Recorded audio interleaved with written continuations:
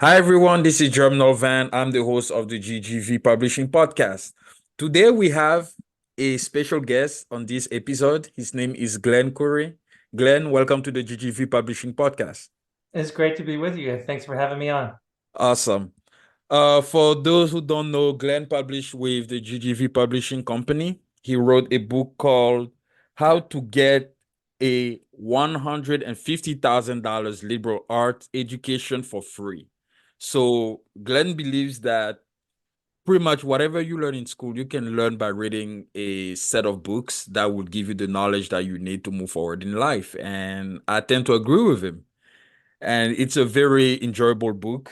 I enjoyed working on it. I enjoyed reading it. It was very insightful.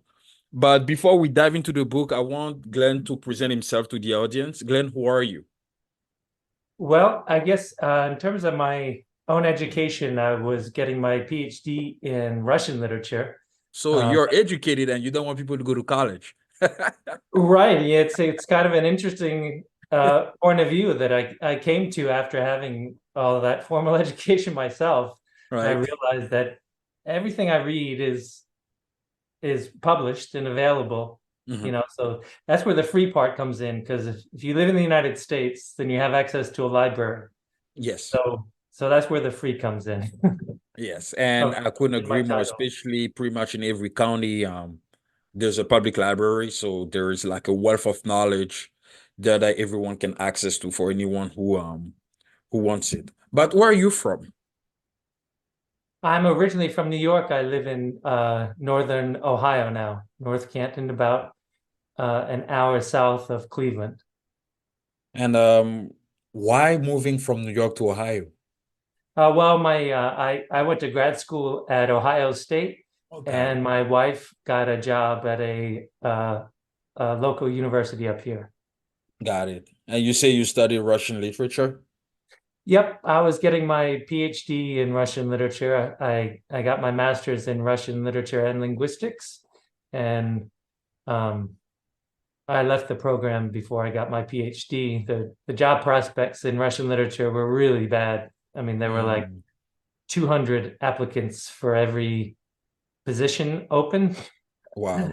So and I realized that, my fellow grad students were already publishing in journals, Mhm. and um, I was already, even in grad school, far behind what Mm, people who were getting positions were doing. mhm. And so I've been working since the late 90s as a copy editor. But Got it. all the while, reading is my passion. When I'm not reading uh, for my profession, I'm reading for pleasure. Yeah. I'm what you would call a voracious reader. Yeah, I am the same way too. I read for pleasure. And I would assume that you do not read fiction. I haven't in a long time, although I do love fiction. Mhm. That was what I was going to get my PhD in, um, was literature or fiction. But for a long time, I've been reading, almost exclusively nonfiction, because there's so much that's interesting. Yeah, and what drove you to specifically Russian literature? I know Um, you have very good commands of the English language. You write very well. well, So thank it you. makes sense why you're into linguistics, why you're into literature. But why Russian? Do you like communism or something? No, no, no. Well, first of all, there's a lot of great literature Mhm. in Russian. Everyone knows Tolstoy and Dostoevsky, but there's also many more besides that. And to be honest, I've always been good with languages. I studied classical languages, Greek and Latin, in college, and I was looking for a place to go after college where I could study the language. Not because, with Greek and Latin, there are no living speakers. Mhm. So I wanted to study in a culture that was uh, kind of exotic for me, and um, it was kind of Russian kind of struck me as like a secret code. because Hmm. they use a different language, a Yeah. different alphabet, even the Cyrillic alphabet. Yeah. And so I felt like I was getting myself into something like a kind of a secret world or something just by studying Russian. So it was the exoticism and what I knew of Russian literature and um, yeah, basically those reasons. Yeah. And do you know a little bit of Russian yourself? Do you speak Russian? At least maybe not proficiently, but do you have the basics?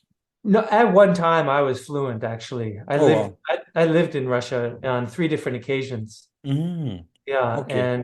and all with Russian families. So I got to the point where my Russian was very good, and in grad school to get the master's degree, we were given a list of works of Russian literature that we had to read, and we could read them either in English translation or the Russian original, and I read them all in Russian. Wow. So And my Russian.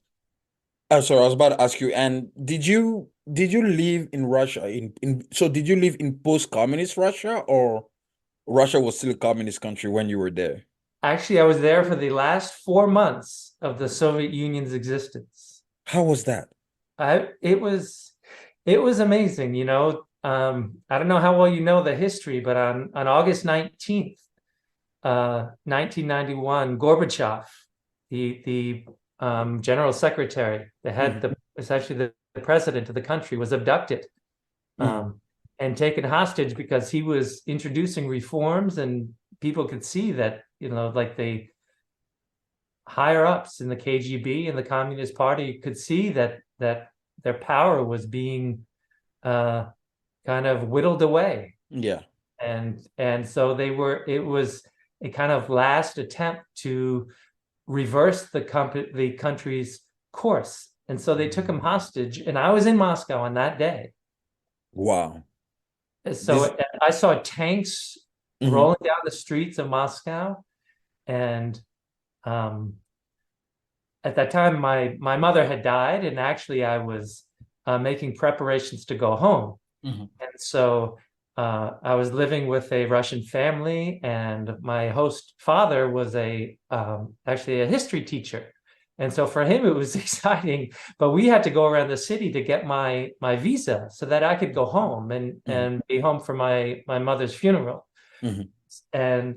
And so we passed by various sites where crowds were building up Mhm. and demonstrating. And so I saw uh, Gorbachev's successor, Boris Yeltsin, Yeah, Boris Yeltsin, yeah. climbing on top of a tank in front of the Russian parliament building, and crowds were gathering around him. And I couldn't stay the whole time because as I said, I was making preparations to go home. So Yeah.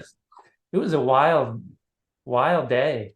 Oh, I'm And sure. I'm sure. I I mean, mean, Boris. I've read now about that day by historians and political Mhm. scientists, and it brings back all the memories of having been there, and Oh yeah, no, I'm sure. Like it was like times of political tribulations, and Boris Yeltsin himself was quite wild himself. He was oh, he was, yeah, yeah, he he's had known to like be quite eccentric.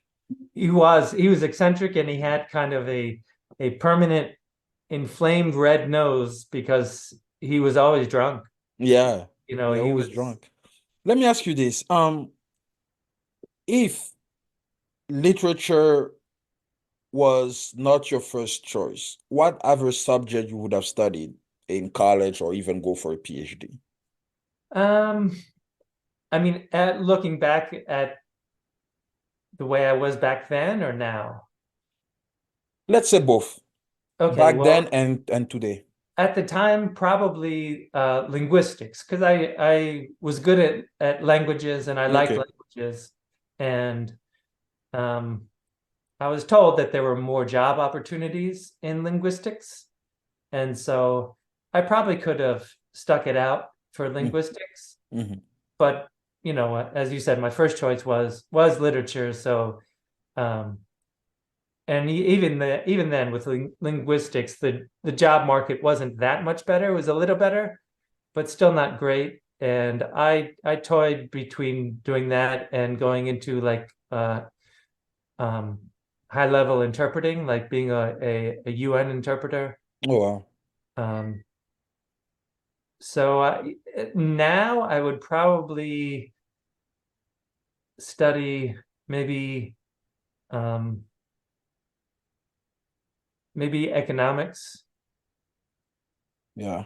I mean, it makes sense. Economics, I think like it's a subject once you understand the foundations, everything else, it's like it really trickles down.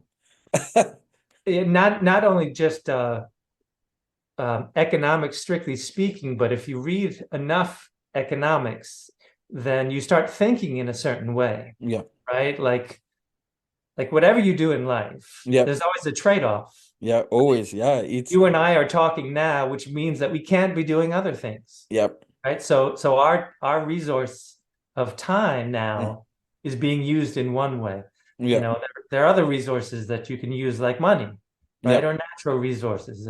And so reading enough economics kind of gets you thinking in that way.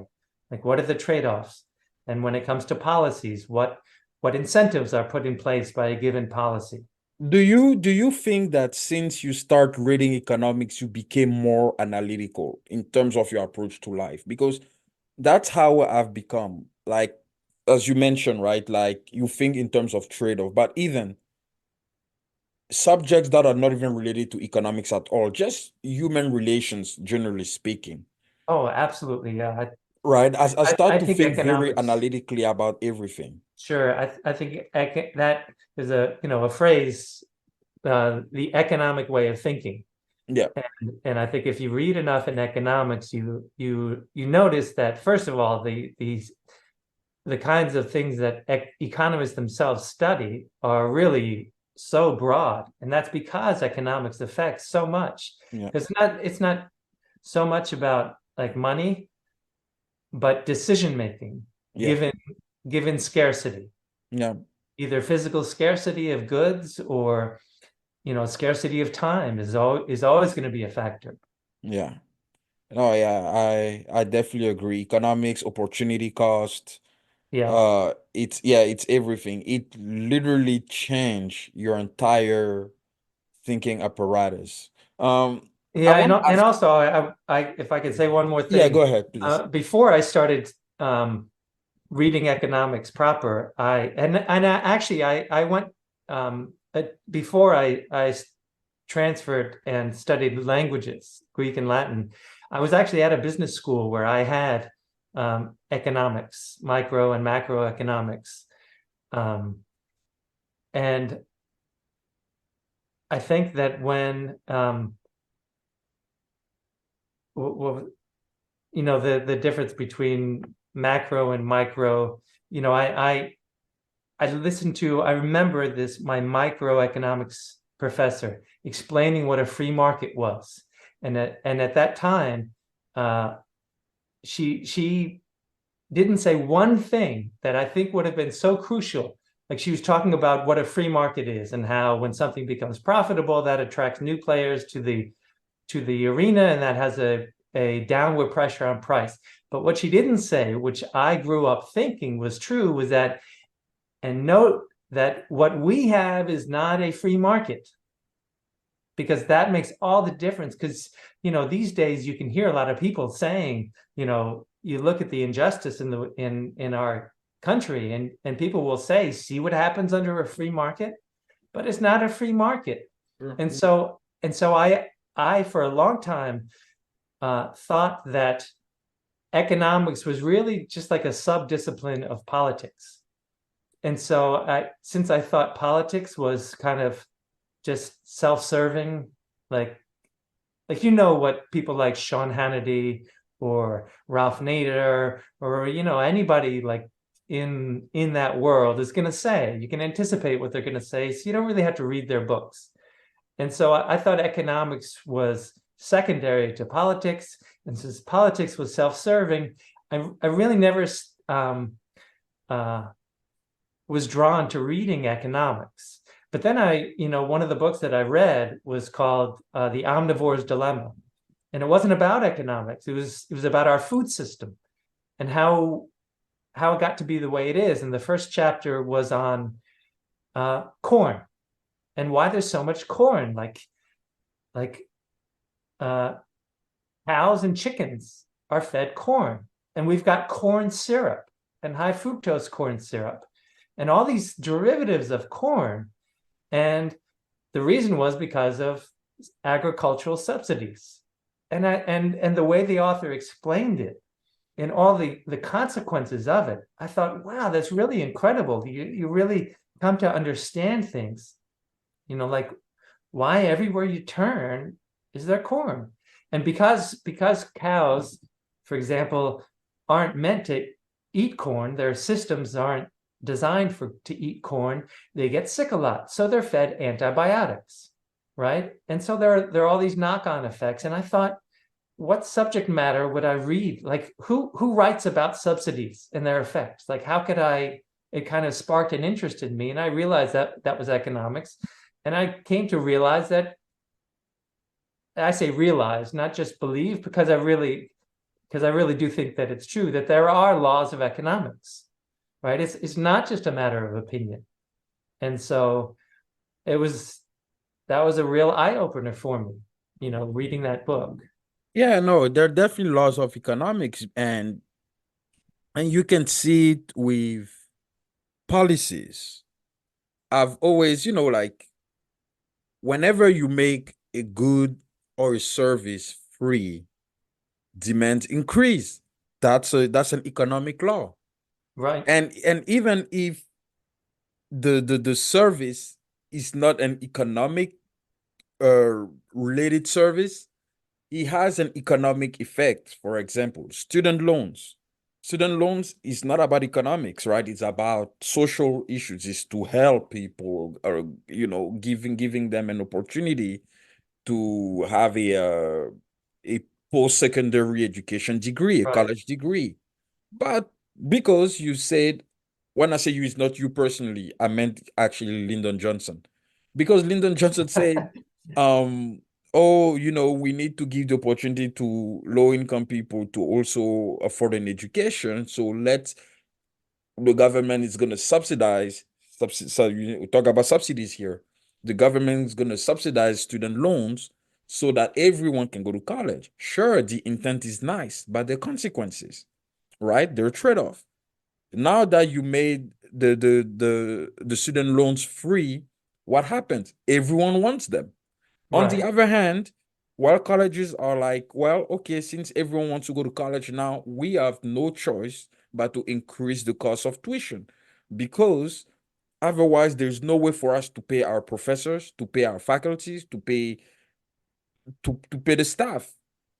So they right, increase tuition because they assume that at the end of the day, you're gonna get the loan, the government backs it, you're right. gonna find a way to pay it back. And now college tuition increase, and the value, and now the cost of going to college is higher than the value you get from a college degree. Right. And unfortunately, on the news, what you just said is never explained. Like Oh they no, they cannot explain that, because if they do, no one will get those loans anymore. And what will happen to the government? Now it will not be an asset on the government balance sheet. Right, exactly. That's a It's an problem. asset to them, and their payoff is it makes more people dependent Yeah, no, on the and and and government. and and that's the thing that people don't understand, is that anytime the government is offering you a nice service, I'm putting on, in quotes, like a nice service to help, this is an asset they're creating for themselves and a liability for you, Right. right? Anyways, we're going to now get about the book, and specifically about your writings, right? Okay. What drove you to write this book, to tell people that how you can get an education for free, like a $150,000 education for free? Okay. Well, the title comes from the fact that at the time I came up with it, it was the average of a 4-year liberal arts, private liberal arts college in this country. right? So now because of inflation, it would be a little bit more. But that's where I came up with the is like rounded to, the nearest 5,000, which was 150,000. So Yeah. I could have a nice round number. But like I said, I'm a voracious reader, and um, it really started out as a way to organize my own reading. And then I started thinking that even though I'd left academia, one thing that I'd always missed about it was teaching, because Yeah. I always loved teaching. Yeah. And so I just imagined myself teaching a course on like what are the liberal arts, because I'm a big advocate of liberal arts education. Um, and I can talk about that too, what that means. Mhm. Um, so I thought that, if I imagine somebody saying to me, what is a liberal arts degree, Glenn? And if you come up with a list, I'll read it, but don't waste my time. So I put a lot of thought into like what people who are interested in like a liberal arts degree, or just kind of which is just a broad understanding of the world, and other people, and what kind of books would I recommend? And so that's how I came up with the book. And um, I did a write up for each one, and 100 books seemed like a nice round number. So And was this your first book ever that you yes. published? Uh-huh. And what was your writing process writing this book? Well, the first thing was to think about what subject area I thought would be important. And so I looked for books, or thought about books that I had already read. And if it had been a while, then I reread the book. And while I was reading it, I took notes on like often with stick-it notes on the page that I wanted to um, cite. And often I'd let the author's own words speak for themselves. Like I talk about what the author thought was important, and I always try to take the position of the author. Like there's two books that are kind of a pair. One is called Why Not Socialism, and the other one is called Why Not Capitalism. And Well, so can in my you write-up for Why Not Socialism, I just presented the author's point of view. I didn't want to, like the whole point of my book was on topics, that are kind of politicized and maybe controversial, like economics. I wanted the readers, to make up their own mind, and I didn't want, even though I do have my own, personal beliefs, I think ultimately we're all better off if we don't rely so much on other people, but think independently, yeah, right? So, which I agree. so I took notes and then did a write-up. I tried to stay to a range of, say, 700 to 1,200 words Per per day. book. Was this per day you were writing, or just I don't know, per what was the 1200 words exactly about? Was it something you were writing per day? You were like, oh, today I'm going to write 1200 words, or is it for every single chapter you were committed to that number? No, for that was the range of that I wanted my write-up to be Got it. um, for every book, Okay. because, if it's too short, then I wouldn't be able to, like I wanted to give readers like a real taste of what the book was about, Got it. not just one or two lines. But I also didn't want it to run too long, because then readers might uh, I don't know, not stick with it, or think it was too long for just a write-up. And I've heard from people who say that they probably won't read all 100 books in my book, but they thought my write-ups were excellent because it gave them like just enough to understand like the idea of a topic. Like I tried to explain why I included a particular book, right? Like my subtitle is 100 books to better understand yourself, others, and the world you live in, Yep. right? So it has to do with um, psychology, sociology, but also like geology, so those would be like in the natural sciences, that would be the world in which you live part of the subtitle. Yeah. And were you writing the book? So uh what was your writing routine? Were you writing every day? Were you writing once a week, twice a week? And regardless of the days you were writing, for how many hours were you putting the work? Um, it's hard to say. I didn't work on it every day because I have a full-time job, and since this was my first book, I wasn't getting paid to write the book. Yeah. So I worked on it as time allowed, and I took notes first, wrote a first draft, and kind of went over it again, and then moved on to another book, Mm-hmm.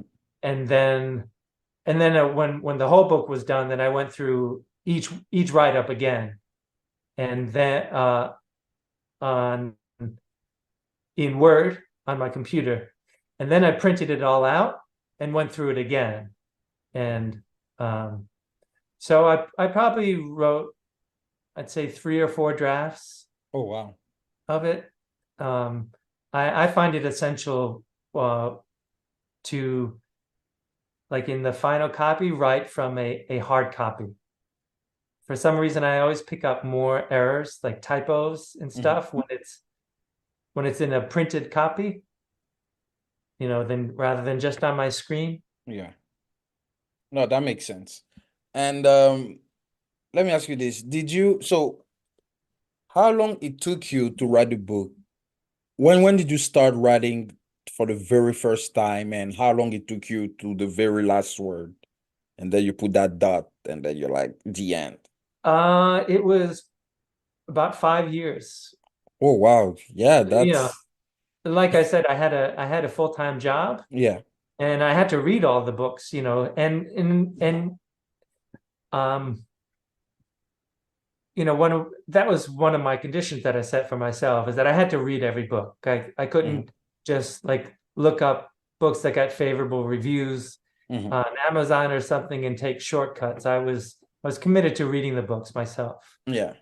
So that was the first thing. Some of those books are not short, and so reading them, took a long time. Yeah. And um, so not every book that I read actually made it into my book, because I decided that, well, this isn't, it's too specialized, or it's not really what I would consider essential for the purposes of my Hmm. book, right? So there's certain topics that I think are, like I said, politicized, and I wanted to make sure to have more than just one point of view on it, Yeah. so that readers would have different points of view where they could make up their own minds, whatever author they felt made a better argument.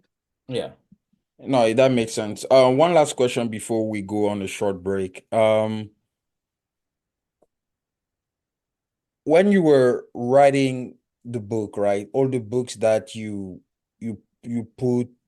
put forth as within the list, which one really stuck with you? If you can briefly give a summary of your favorite book among the entire list that you put in the book, why you liked it, and like, if you can explain your rationale to to to That's, the oh audience. boy, that is tough, because I mean, one problem that I had with the book was, after reading most of the books, I thought I want to know more about this topic. Yeah. So but I had to leave the topic because, I was trying to stay focused on my own book, which didn't allow for, a large number of books for each topic. Probably the most represented topic is biology. Even though I don't have a background in biology, I actually think it's very important. Yeah. But in the end, I guess I would say my favorite book is probably Thomas Sowell's Intellectuals and Society.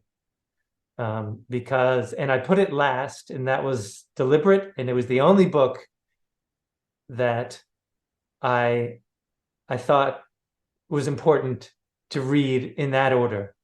Like for all the other books, I tell in my introduction, I tell readers, to jump around, but please read Thomas Sowell's book last. And the reason for that is because, when I was younger, I like I said, I've always been a voracious reader, and I was kind of a little full of myself, thinking that I had read all these books, I knew more than other people.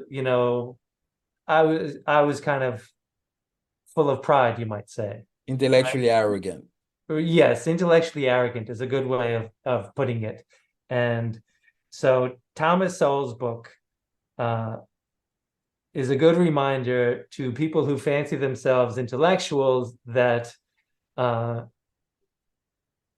if they really tried to come up with a policy that they could impose on everyone else, if they were being honest, there would be a lot of mistakes and a lot of suffering that they would create. Yeah. Because there's no way a single human mind can anticipate everything. And that's why, a free society, which includes free markets, is so much better, because we're all our own policy makers. Yeah. Right. And so we all make policies for ourselves. We come into contact with others who have different ideas. And so we have to work out compromises for ourselves. We don't have anything imposed on us if we're living in a free society. And things kind of work out better that way, because policymakers can't anticipate. They don't have all the knowledge, and they don't know everyone. They don't know how people will react. Absolutely. Right? And one thing is, so that's why I think Thomas Sowell's book is so valuable for my book. Absolutely. And I couldn't agree more. We are going to come back to the second part, and this time we will talk more about your political philosophy. Okay. Where you stand politically, generally speaking. We're going to talk about the nature of economic power, political power, and how they affect society, generally speaking. So we will try to be a little more analytical, if I can put it that way, because I think it's important for the audience to also understand. I believe that every writer has a political opinion, and I want you to bring that political opinion out. I studied politics. I'm a very political guy, and I always want to know the politics of people, because I think it's essential to understand why people believe in the political positions that they hold, right? I think that, I personally believe that everything is derived from experience. For example, when someone's a socialist, I won't say, oh, he's stupid because he believes in socialism. I believe that there's a reason why such a person believes in socialism. I'm trying to understand the viewpoint and then try to convince them that what they believe in is unfortunately the wrong thing, because there are like a ton of empirical evidence proving that what they're rooting for is disastrous. It's harmful. So we will come back, and then we will get more technical. All right. Awesome.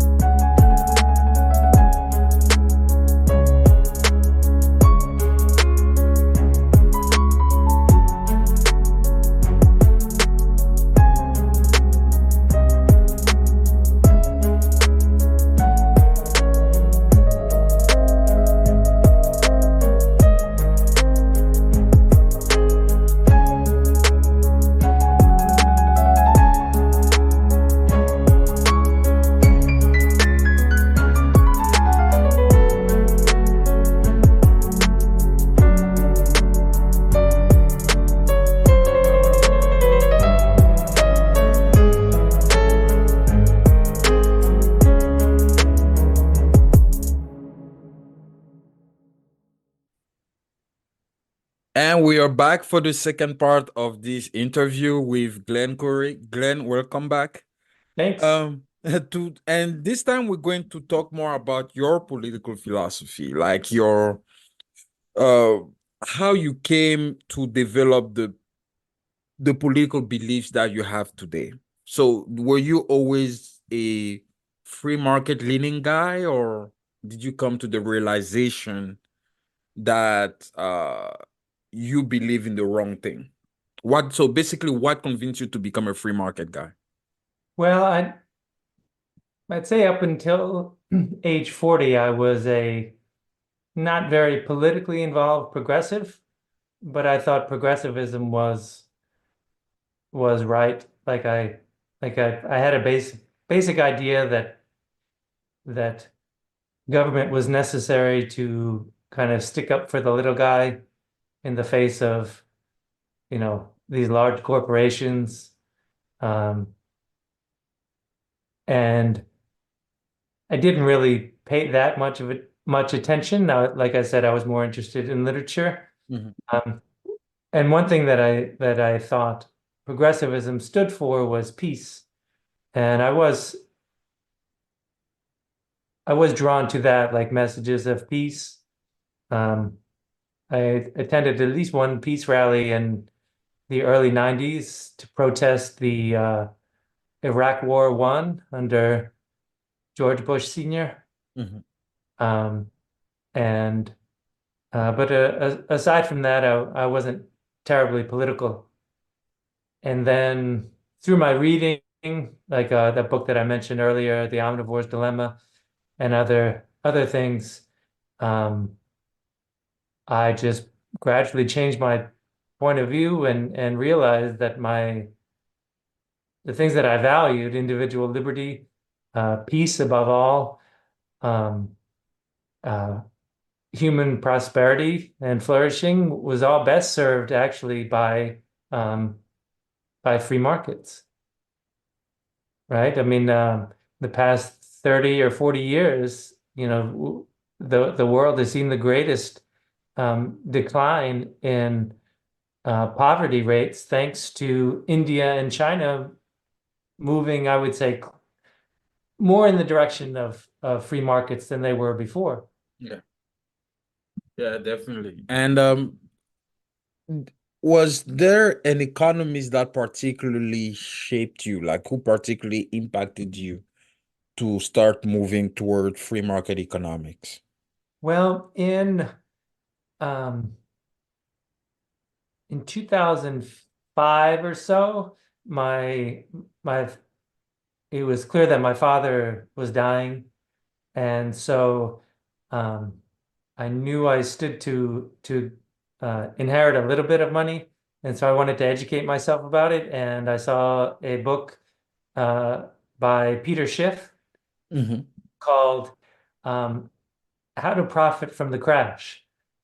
And so I thought two things. I was like, "Holy cow!" Although I didn't say cow, there's going to be a crash, and second, you can profit from it. So at the beginning of that book, he explains how, why there was going to be a crash, why it had gotten to the point where things were so out of balance that they couldn't continue on uh, the way they were. And I thought this makes total sense.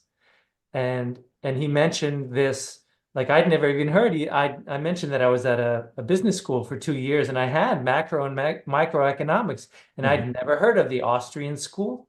Yeah. Peter Schiff mentioned the Austrian school and Bill Bonner, who wrote a daily column called The Daily Reckoning. Hmm.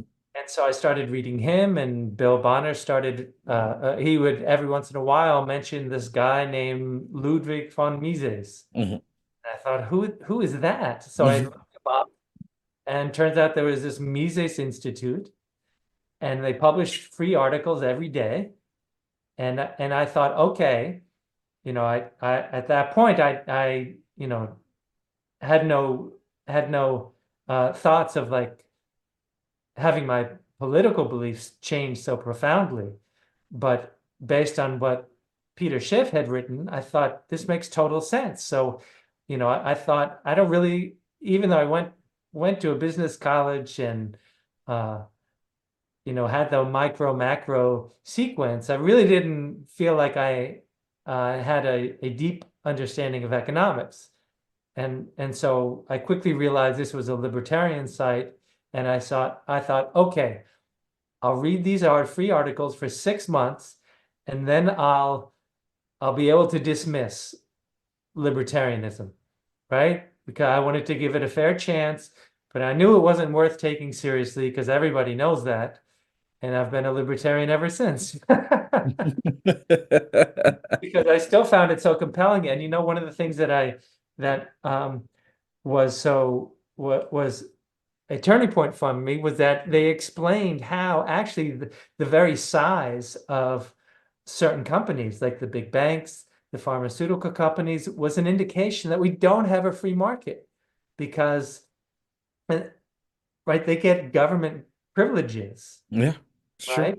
So big, and they what really blew my mind was that it's a well studied pattern that small companies are started by like scrappy entrepreneurs who can turn on a dime and change what they do. But then these large companies, uh, they can't change so quickly. So they actually like regulation because that's a way they deal with competition. Yeah.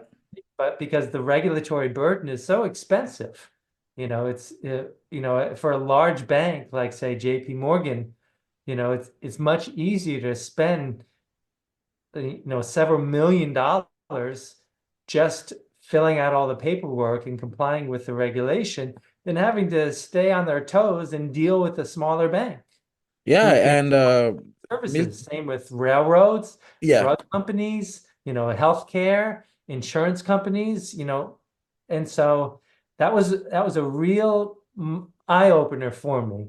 Mhm.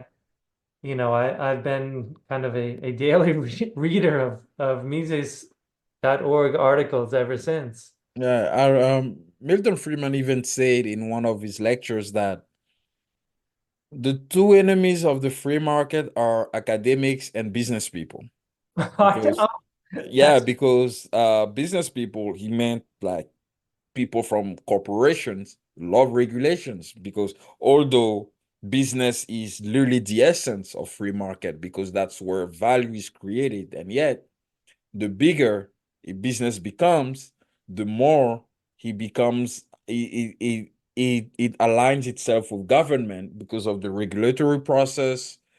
And like it as you said, like it's easier for big companies to comply with regulations than small companies, because with small companies they have to spend a substantial portion of their cash reserve on those regulations just right, to stay afloat, right, compared to JP Morgan or Morgan Stanley, all these corporate guys who have the money, they have the millions to afford that. So, and that's how they dry up uh the little guys.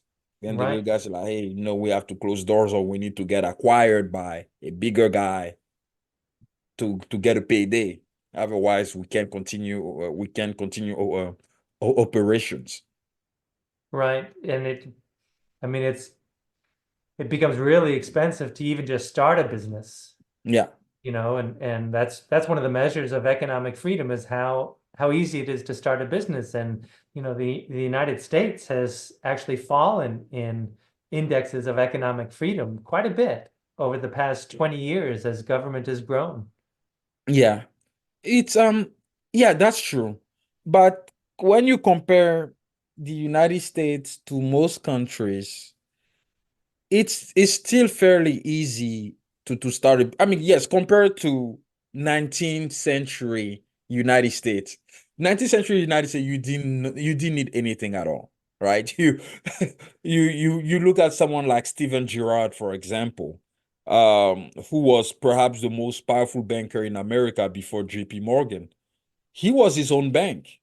Hmm. Stephen Girard, yeah, because when the first Bank of the United States expired, when its charter expired, he bought all the stock from the First Bank of the United States. He was Hmm. the largest shareholder. So he bought all the stock and then he started his own bank and he never incorporated the bank. So technically he was a sole proprietor and he was operating as a sole proprietor. Now Hmm. there's no way in hell you will ever operate a bank in the United States as a sole proprietor. Never. Just Right. right, Yeah. just the regulatory process to start a bank is at least 1 to 2 years with the FDIC. Hmm. So that tells you alone compared to back in the 19th century, absolutely. But if you start your LLC or something based on the state you're in, a state like Georgia, Arizona, it costs you like $50 to file for the LLC and you're in business. In other states, it might be like $300. But on the other hand, there's no corporate income tax too. So something to consider. But compared to other countries, like many African countries, for example, for Right. African countries, it takes weeks just to Oh yeah. Well, yeah. and I'm in some countries like India, it's not just filling out paper, but paying bribes, Yeah, yeah. right? It's like that in most second and third world countries. Yeah, you especially for the paperwork to move faster, you have to pay the bribes. Here Right. in a week, it's done. Yeah. Maximum a week, it's done. You get your papers, you're in business. Unless you get into a more regulated industry, like let's say banking or oil, like real estate, basically uh industry that are kind of they're like capital intensive. Those are the ones that are more they're more regulated, so it takes more time to get Right. set up. But for for like an industry that doesn't require that much capital or anything, like in few days your business is set up. But I agree that government has grown substantially in American political culture and the American political landscape. Today, it's literally impossible for an American citizen to imagine society without government. What is your stance on anarchy? Um, I'm I'm I'd say I'm comfortable with the label anarcho-capitalist or market Hmm. anarchist. Hmm. Um, I've realized realistically it's probably an ideal, Sure. but it kind of gives me a model to compare, where the real world is, moving in the direction of a more free society, which for me would be anarchism, um, or away from it. Um, a lot. It's interesting how I came to that position was, that was probably a long process because I had a hard time imagining, you know, or just even understanding that there are still laws Hmm. and rules to follow in uh, a society without government. Yeah. It's just mostly well, first of all, law enforcement can be private, Hmm. privatized, but also custom. Custom is very powerful. Yeah. Um, and James Scott is a really interesting author. He's written about um, he has a book called The Art of Governing Yourself. Hmm.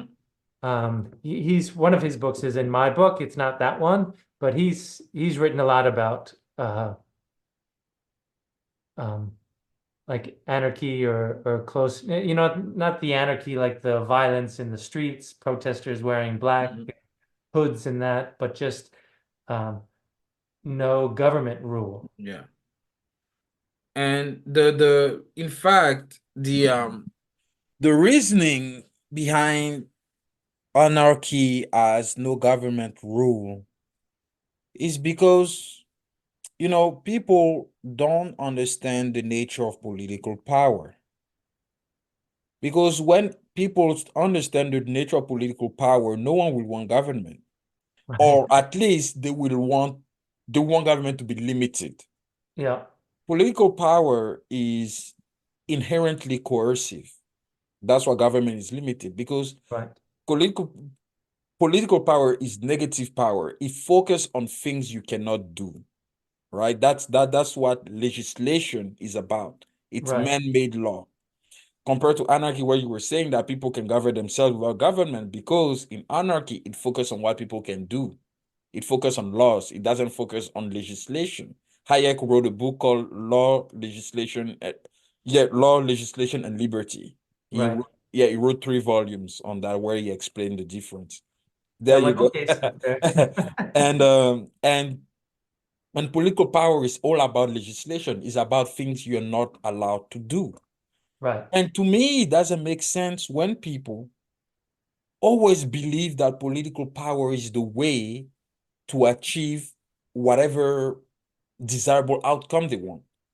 The only desirable outcome you achieve with politics is any issue that deals with security matters most of the time. Because politics, again, is coercive, it is restrictive, it is punitive by nature. And government's arm branch, which is the police or the military, that's their job, is to enforce coercion. Therefore, when you focus on that, it is very effective. Let me give you an example. Look at the example of El Salvador with Nayib Bukele, the president of El Salvador. Right now, his approval rate is at 92% because he's using political power to enforce law and order. Like he's cleaning the street from gangs and everything. So far, El Salvador is fine. But the minute he's going to use political power to solve, or no, to try to solve economic and social issues, there will be a problem. Mm. Because these problems are inherently decentralized. Economic and social matters are decentralized matters, and they're trying to use a tool that is inherently centralized to solve a decentralized problem. That's why using politics doesn't work to solve economic problems. And that's why Keynesians always fail. That's why socialists always fail. And they don't understand that. Right. Yeah, I mean, it's really a blunt single-use tool, Yeah, government, that people try to apply to other problems where it doesn't have, it's not the right tool. exactly. Because the only thing you can do with government is to regulate. And regulate means you're not allowed. That's what regulation is. It's you're not allowed to do something. You cannot do something. The way to create value in society is economic power. Economic power empowers people, creates value. It's through economic power we create jobs. It's through economic power we create a new product or service that empowers people and increase or improve their living standards. It's not through political power. Political power is here to ensure people's security. And people want government to do more than just security. And that's why it doesn't work. Right. Yep. Yeah. So, um, and I think that that's the point that a lot of people are missing, because if they understood that, if they, most people who are progressive or even Democrats, oh, we want the government to take off healthcare, we want government spending, we want government to do this for. I'm like, how government is going to do those things for you guys? They can only do that through regulation. That means reducing your ability to create value. That's what regulation is about. Right. And I remember when I realized what regulation was about from reading Russian, because the word for regulate is control, See, right? And so that just seeing that word, the Russian is контролировать, there we right? So go. it takes the word control and puts a Russian verb ending on it, but it jumps out at you like that's what regulation is about. It's Yeah, about controlling others. yeah, it's literally that's what it is. Like before that, I think it's easy to get the impression like you regulate a thermometer, right? Like it's too hot, well, you regulate it so that it the temperature comes down. And so you get the impression from the word regulate that it's like dealing with a machine. Like you fine tune it. right? You do this here and you'll get these, uh, and it just doesn't work out because it's so incredibly complex. Yeah, and it's and again to me, like, yeah, it's about control. Especially when you apply it to human behavior, it's preventing people. That's what it is. It's like, oh, regulation. If you're not supposed to do this, because if you do that, there will be a fine. There will be a penalty, or you can be jailed. Like, you see, it's always coercive, it's punitive, it's Right. threatening, it's restrictive.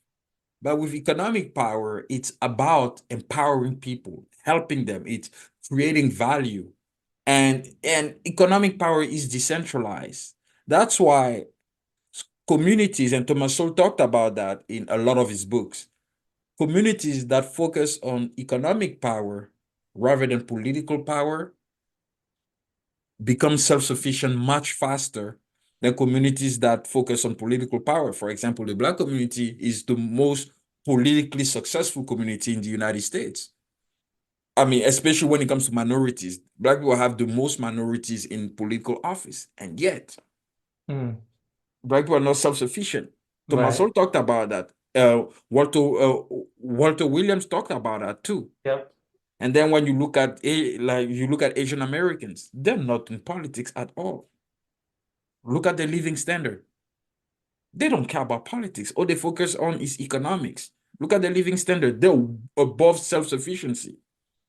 They're Yeah. doing well for themselves. Yeah. And what you're saying reminds me that one thing I've come to realize is that labels are so misleading and useless because, those two people you just mentioned, Thomas Sowell and Walter Williams, they're like, in some circles, they'll be called like Uncle Toms or black racists or black white supremacists. And it's so ridiculous. And it's so detrimental to those communities because, like, what they're saying is there's nothing that would help, any community of people, black, Hispanics, whoever, uh, than a free society that's gives people the freedom to um, benefit from their own hard work, right? That doesn't involve the coercive power of the state and punishment for doing Mhm. what some people think they shouldn't be doing. Yeah, absolutely. Um, are you planning on writing a second book? I've I've thought about it. Like I said, I've always been into to peace, and I've read a book recently um, uh, about how the government sells keeps their wars like the U.S. government is involved, as most people by now know, in so many different conflicts, right? The big ones right now are Ukraine and Israel. Israel, although some people, I think a lot of people probably still don't understand the degree to which the U.S. enables Israel to do everything that it's doing now, right? But aside from those two places, we have 800 military bases around the world, right? And so this book that I read called like Hidden Wars or something talked about, it wasn't the focus of the book, but this is what I would like my next book to be the focus of. Um, like journalists who really just try to do honest journalism and talk about, the U.S. government's role isn't always so positive overseas, really paid a professional price. And so I would write a book about people who were courageous enough to stand up um, in, wherever they are, because when it comes down to it, most people are pro-government, and they will stand up for their government. And you see that a lot in the media, like the mainstream media are like the biggest cheerleaders for war, right? So journalists that go against that, like say Julian Assange or Edward Snowden, whistleblowers, they are not treated very kindly by their journalist peers. Oh no, not at Um, all. If right? they're definitely called traitors. And now, progressives rally to Biden's defense of, you know, sending arms and money to Ukraine and Israel and stuff. And so people who dissent, I think, are really deserve to be celebrated. And if more people saw that there were dissenters who were brave, they might, decide themselves. So I thought I have this idea of writing a book about people who are courageous enough to dissent from, to stand up for peace when their convictions are for peace. And is for now, so this project, is it already in motion or is just in your head so No, far? it's kind of just up here. You haven't put it on paper yet. No, not yet. It seems like a big topic because there's a lot written about Yeah. peace. So I'd have to think about how I would go about it. And right now I'm just swamped with work and, you know, don't Yeah, have no, it makes sense. I time. mean, you have priorities too. Writing is more of a past tense. Like, I mean, a pastime. Yeah, It's something that you do during your free time, because you are intellectual. That's how you enjoy yourself, I would assume. right. Yeah, Reading and researching, writing.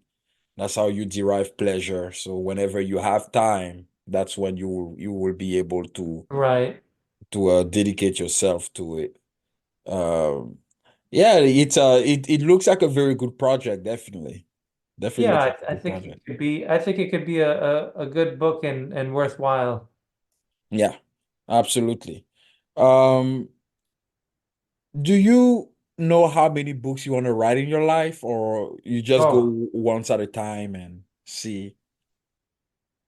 um, I don't have a number in mind, but yeah, there are definitely topics other topics I'd like to write about, and some of them don't occur to me until I've, you know, read read a little bit on the topic. And there are some books like another one of my favorite books that's in my book is called The Potato. Interesting. Hmm. Yeah, it's about the potato, but it is a proper study of the potato brings in uh um law and socioeconomic class and power and anthropology and ecology and history and it's one of those topics that flies under the radar of most people and but it's really had a profound effect on history, and so there are a lot of these topics um, that most people don't pay that much attention to, but I think are really important. Yeah. Um, and so those kind of catch my interest. Yeah. So I kind of keep an eye out for what I call the little topics. Yeah, no, that makes sense. I've written a lot of books on economics Yeah, and I know. politics. I know you're an inspiration for me, actually. Thank you, appreciate that. And now I want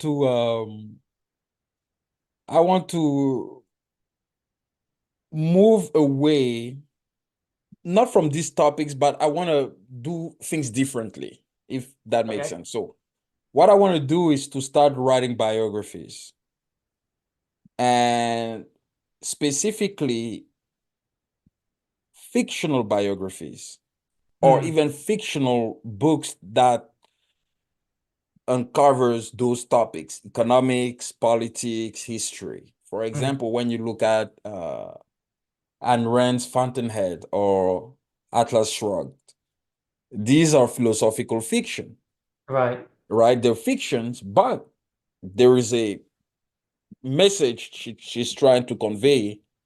There is a work, I will not say scholarly work, but it's still an academic field that she explores while using fiction. Right. So it's something like that I'd like to do Yeah. eventually, is to write, is to dive more into fiction, but addressing societal issues through fiction. I think it's even better that way to get people to understand things than purely nonfiction. Oh yeah, absolutely. To get there are probably few. I mean, even though Rand herself rejected the label libertarian, most people still associate her with libertarianism. But she definitely, I think closer to libertarianism than say progressivism. Yeah. She definitely she believed in government, but a minimal government. Yeah, and she believed in colonization too. Like she believed in coercion to some extent. In fact, Ayn Rand was an individualist. She believed in the individual. That was her main philosophical apparatus. That's all she cared about. Right. And but I mean, someone who's knowledgeable might be able to name a philosopher who um, who would be in line with Ayn Rand's views, but who's better known, Ayn Rand or just about any philosopher you can name? So, obviously it's Ayn Rand. So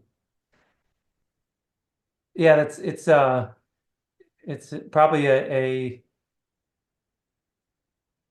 good way to try to get philosophical ideas out to as broad a public as you're gonna reach anyway.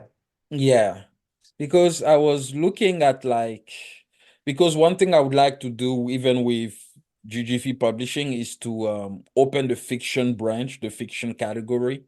Uh-huh. But the books that would be published there are like fictional, philosophical fiction, historical fiction, political novels, so and maybe mystery and thrillers. I will extend to that, but that's it. No like romance or no, or like Right, uh paranormal. No, I won't do that. But I still, true, I want fiction, but I still want fiction to be related to academic discipline. So using right. fiction, using fiction as a tool to address societal problems, to work on societal problems. So Yeah. I think, yeah, that's where the GGV publishing will be heading towards in the next couple months. Like I Oh, will, really? yeah, Oh, I'm going to open the fiction branch very soon. Yeah. I think that's hard to pull off. Yeah. Philosophical fiction, because it's hard to strike a balance between weighty philosophical ideas and an engaging plot, Yeah. right? And yeah, and that's where the real challenge is. So I personally think of like writing a fictional biography, a political fiction, a fictional political biography, pretty much, Hmm. that will focus on understanding political power, like how it affects human behavior and how it is used to shape human behavior. Hmm. I'm I'm not sure it would be as philosophical as you're looking for, but have you ever read Alan Eckert? No. He wrote a lot about Native Americans, Hmm. but he like fictionalized it. Yeah. Um, Herman Wope, Hmm. you heard of him? No, I haven't heard of it. No. Oh, James Clavell? Neither. No. So so they all wrote fiction, but about like Yeah, communities, social issues and stuff like that. history. Yeah, Yeah. Yeah. yeah. So yeah, it's basically something like that. I plan for GGV Publishing to move forward to. It's to have like a fiction branch where people who are interested in writing philosophical, historical, political fiction can do so. Like, if they also want to write like mystery or thrillers, that's fine. But that is that is the extension. And you'll sleep when? When do I sleep? Yeah, you've got the Lake Street Review, Yes, Lakeshore I do. Review, and I do. And now you're gonna Uh, open up your company to another kind of writing? you mean for the lecture review? No, Or you're gonna you just talked about expanding your publishing company's offerings. Like, yeah, to have a writings, yeah. right. So so when do you sleep? I go to bed pretty late. I Do go you? to bed usually around 2, 2 Wow. a.m. and I wake up at 7, 8. Wow. Yeah, I don't sleep that much. I don't sleep that much, you know. I Well, don't that's sleep that great. much. Yeah. Yeah. Um, but yeah, Glenn, thank you. Well, It was a very entertaining conversation. Thank you very much for coming I'm on. I'm glad we And had this chance. It was it's absolutely. mostly business, strictly Yes, business absolutely. in getting my book right now, Absolutely. but we Yeah. never had a chance to talk like this. So, Absolutely. No, you wrote a fantastic book. It's very helpful. I mean, people are reading it and I want the word to be spread around with your book because it's a very good book. oh, thank you. And I'm glad that GGV Publishing had the honor to publish this book. So thank you for that. Well, I'm grateful to you. So No problem. for Appreciate it. publishing, and Absolutely. you'll be the first person I come to with my next book. No problem. I appreciate it. Well, ladies and gentlemen, thank you very much. This was Glenn Corey, and I will see you guys next time. Okay, thanks.